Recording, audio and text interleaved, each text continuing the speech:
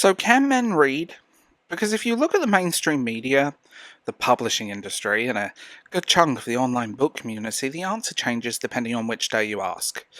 One side, we're told men don't read, that they're disappearing from bookstores, that they're being left behind. They only buy biographies of dead politicians and World War II history books with tanks on the cover. But then, in the next breath, men apparently do read, but they're only reading the wrong things. The air quotes problematic books. The books written by white, straight men. The books that some critics say belong in another era. And if you dodge that stereotype, there's another accusation waiting for you. That any man seen reading is only doing it for performance, a prop, posturing, a way to get online clout. Basically, no matter what men read, they're always doing it wrong. So welcome to this episode of The Bald Book Geek. My name is Dov James, and here we have a nuanced discussion, hopefully. Remember to like, subscribe, and tell me what you think in the comments below. And don't forget that Patreon, Substack, and channel memberships are available if you want to support this little corner of the internet. Let's get into this episode. You've seen this everywhere. BookTok, Book Twitter, X, BookX, whatever. BookTube. In mainstream media articles about a reading crisis. Even publishing itself, both trade and indie love to play this game. It goes something like this. Men don't read enough fiction. Okay, but when they do, it's only thrillers, fantasy, or dude-lit. Okay, but when they branch out, it's usually some problematic author in the canon. Okay, if it's not problematic, they're clearly reading it performatively, to look enlightened. It's a rigged game. Let's be honest, the game is rigged. Every door leads to the same outcome. You're doing it wrong. And I'll be honest here, I've been accused of this myself. One time, I did a video when I was rereading American Psycho. Now, I wasn't holding it up as some flawless piece of moral philosophy. I was just interested in how Bret Easton Ellis uses satire and excess to capture a certain part of the 80s. But immediately people jumped in, of course a man would read it, typically problematic. And the funny thing is, a few months later I made a video talking about a manga, a slice of life manga, something completely different in tone, quiet, tender and fun. And guess what the comments was? You're only reading that performatively. You don't actually like it, you're just doing it to look sensitive.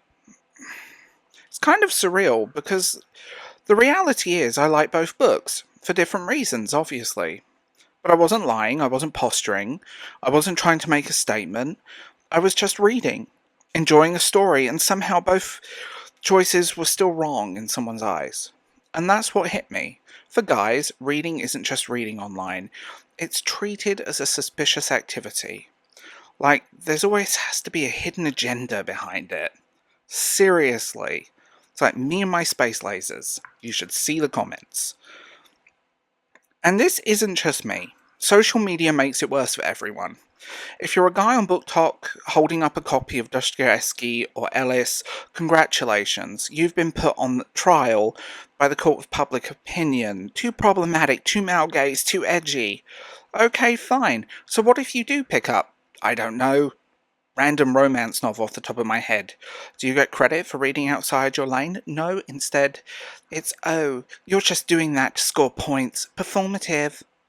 And God forbid you read manga or pulpy sci-fi, because then that's childish, unserious, not real reading. Thanks, Karen. You using ChatGPT to summarize a book and only reading the dialogue is real reading as well? We'll talk about that in another video. Basically, men's reading habits are always interpreted through suspicion online, never just enjoyment. This is the thing. Publishing feeds into this. Marketing is designed around a neat demographic, and men are rarely considered the target audience for fiction anymore. The assumption that men don't buy novels or only buy certain kinds, so publishers don't bother marketing broadly. Then the media runs with men don't read stories, and the cycle keeps going. And a lot of indie publishing is no better. On one side, And don't get me wrong, I love a good skull book with grim, dark themes. I love them. But that's one side, and on the other, you get communities that almost sneer at the idea of appealing to a man at all. Either way, it leaves a lot of the wider range of men's reading tastes more or less invisible. Then there's also the cultural coding of reading itself online. Reading has become feminized. Look at BookTube, look at BookTok. Women are the majority voice. And you know what? Great. I have no problem with that. I just want to clarify that before you get angry with me and start typing angry essays in my comments. But when a guy shows up, suddenly he's either treated as a novelty, OMG, a man reads, or a threat, ugh, another man trying to mansplain literature. Although it does help if they're attractive, let's be honest. It's strange because in many media discussion circles, nobody questions whether a man there belongs. With books, especially, men reading is controversial, and that tension filters down into the three constant accusations. So why does it matter? And you might say, who cares? Just read what you want. But here's why it matters. When we keep gatekeeping men out of reading, we shrink the culture as a whole. Because men do read. They always have. They always will. But honestly, they don't always feel welcome in the spaces where book culture is the loudest, so they disappear into niche places. Manga, tie-in novels, military sci-fi, thrillers, all valid reading, but not recognised as part of the larger conversation. And when men are erased from the conversation, publishers take note. They stop marketing, broader marketing, not marketing solely towards men, but broad marketing towards everyone. It's a weird, vicious cycle, and eventually certain books just won't get published. So yeah, reading has become this weird paradox where every path is wrong. Don't read, you're the problem. Do read, still a problem. Read a classic, problematic. Read a romance, performative. Read manga, childish. And I know this, because I've been on the receiving end of it.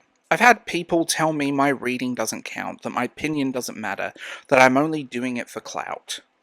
But the reality is much simpler. I like books. All kind of books. Sometimes that means picking up Bret Easton Ellis. Sometimes it means a soft, quiet, Japanese novel about cats running a cafe. Good book, by the way. And guess what? I'm going to be reading whatever I want.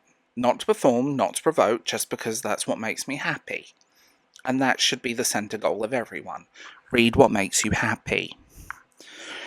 And maybe the real question isn't what men are doing wrong when they read, but why do we keep trying to control who is allowed to read what in the first place? Because at the end of the day, a book is a book, and if someone's reading it, maybe that's good enough. Like I said, remember to like and subscribe and tell me what you think in the comments below. I'm really curious your opinions, and if you want to support my weird little corner of the internet and you've made it this far, remember to check out Patreon, Substack, and YouTube memberships for exclusive content you'll never get anywhere else. I will talk to you guys later. I hope you have a good one.